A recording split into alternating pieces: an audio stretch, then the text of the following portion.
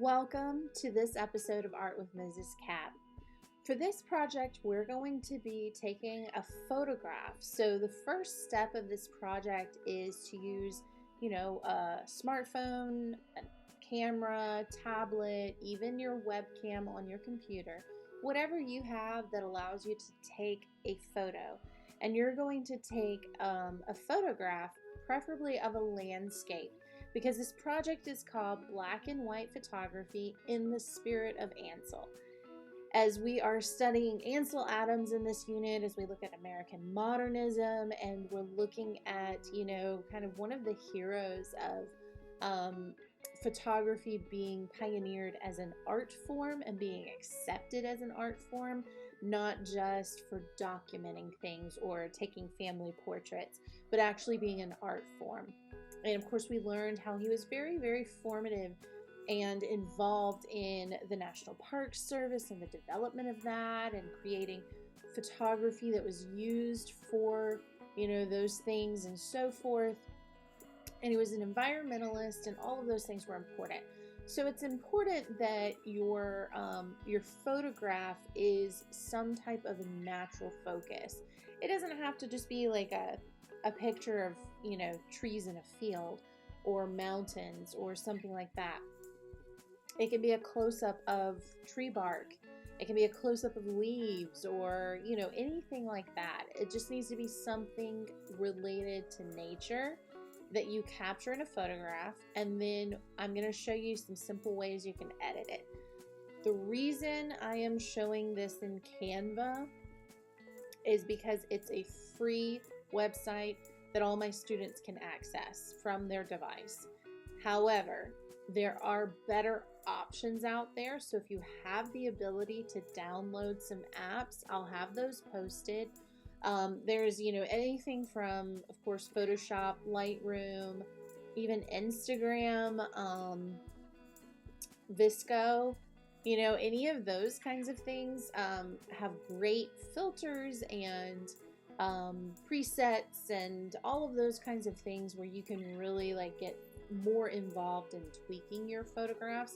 And those are the things I actually use as a photographer.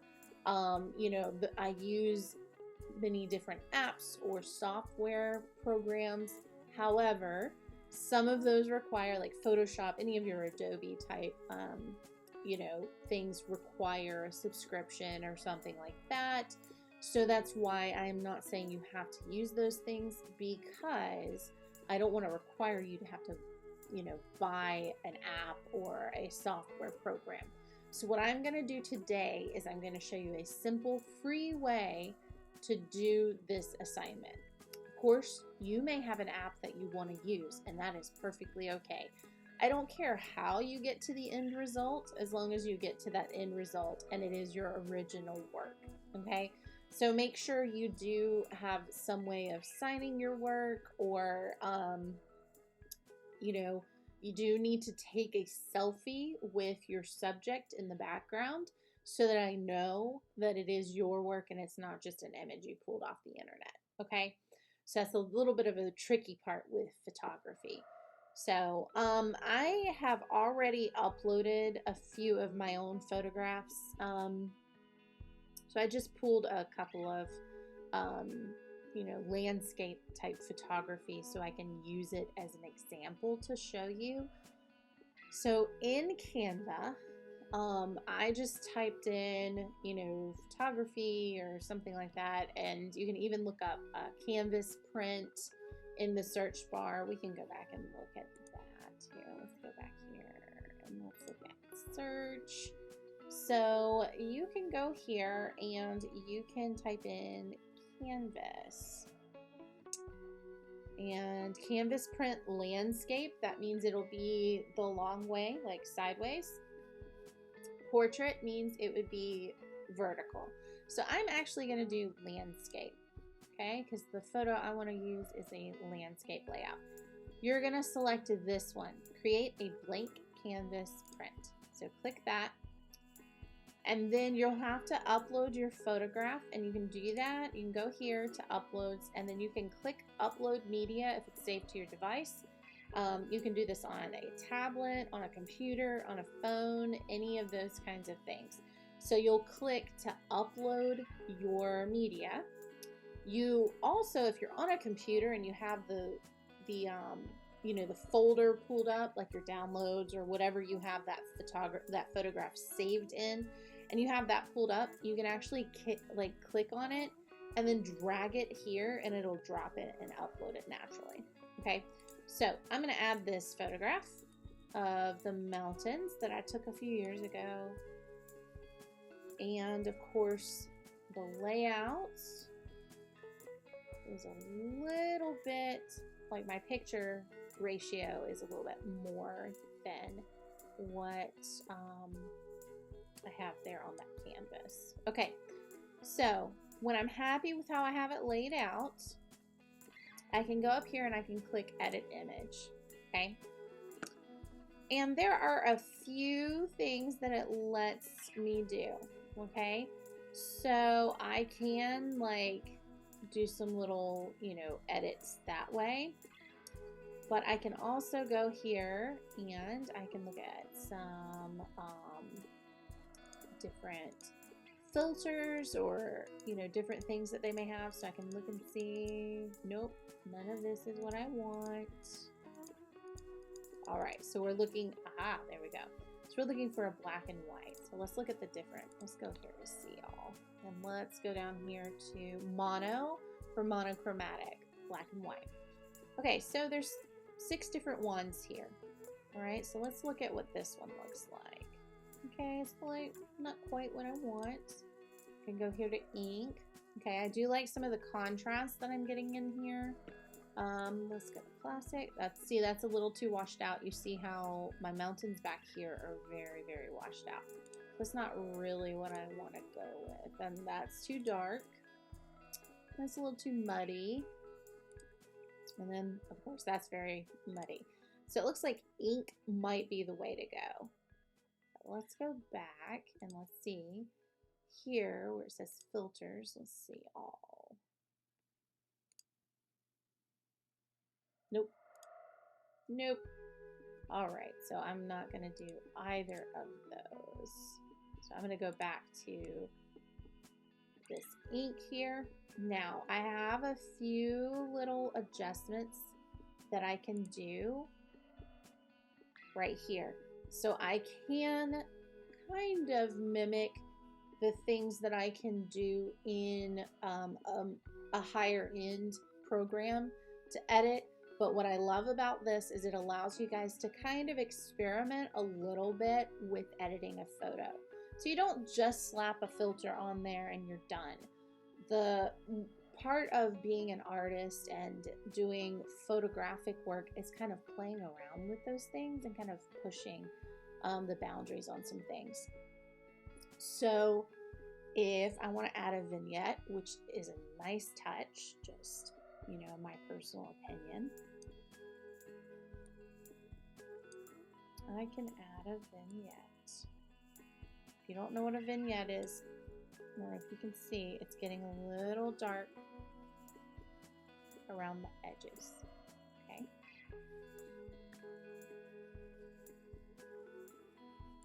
Want to increase clarity?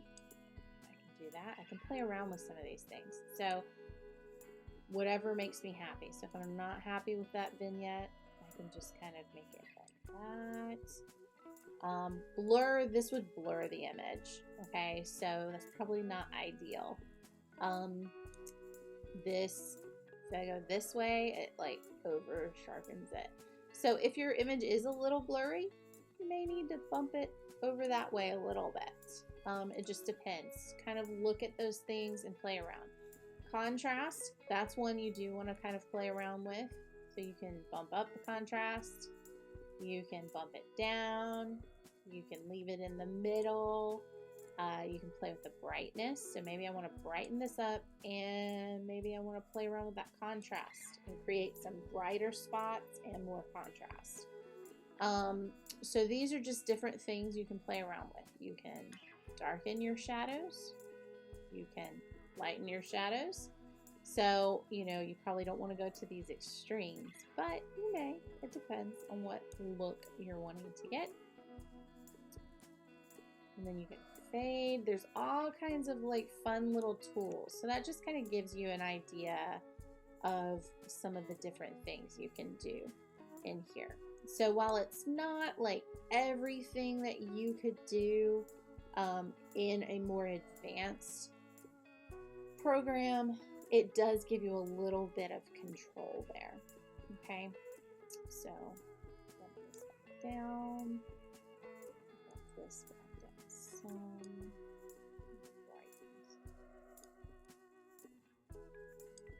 Okay, so now what we're gonna do is we're gonna go back and we're going to buy this. There we go. So if you look here, you see I've got like my bright brights, I've got my dark darks, and all that good stuff. Okay, so when I'm happy with what I have, I want to make sure I title this. So I'm going to title this JCapel _ BW photo. And then if you're happy with that file name, you're good to go. If you wanted to add, you know, _01, so you wanted to add a number to it, maybe you're going to do more than one, which is perfectly fine. If you want to sign your work, you can go in here and pick, you know, let's just say I'm going to do Jessica Capel.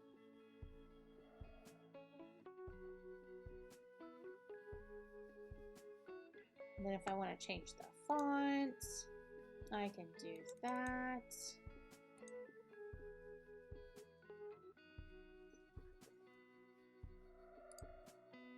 Okay, and then I can change the color.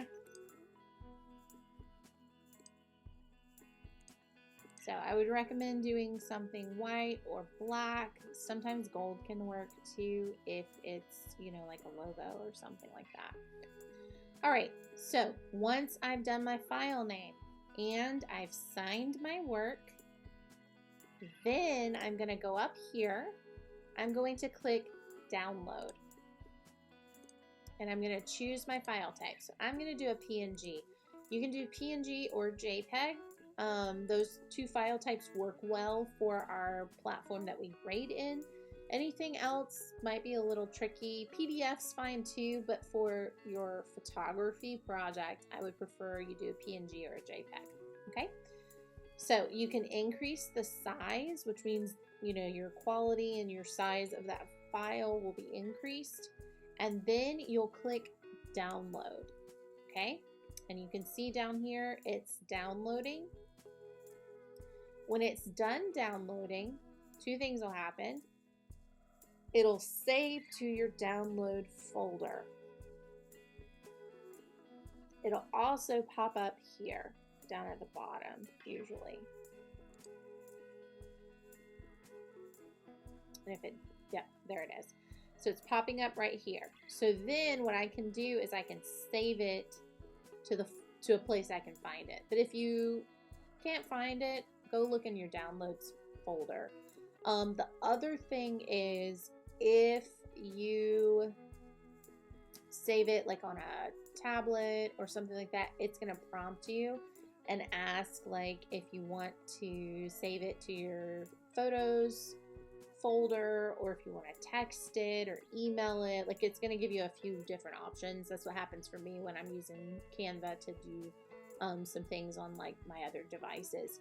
So if it does prompt you for that, just save it, you know, where you know you'll find it, and then you should be good to go. Okay, so hopefully this helps you kind of learn a little bit about photo editing. Obviously this is not, you know, a high-end program for editing photos, but it's a good free platform for you to create, you know, some photography for this project and for this purpose, to kind of get a little bit of an introduction into kind of playing around and tweaking some of those settings.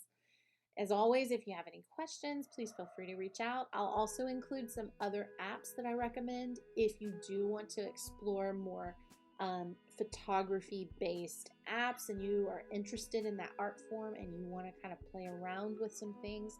I'll include some of that as well. Until next time, have a wonderful day, and I'll see you again on Art with Mrs. Cat. Bye.